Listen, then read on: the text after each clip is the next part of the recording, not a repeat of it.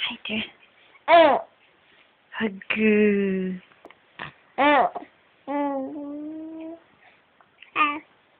Ser du det, ja? Skal vi snakke litt i dag? Snakker du det?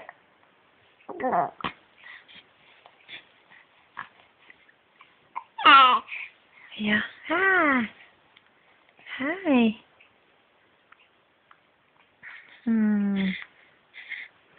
Du har så mye du har lyst til å si, sant? Men du kan ikke snakke ennå.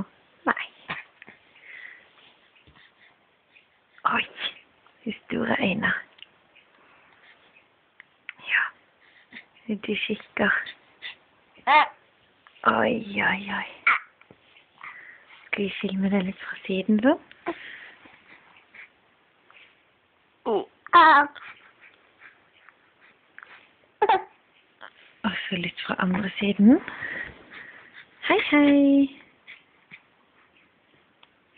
Det var ikke så kjekt denne.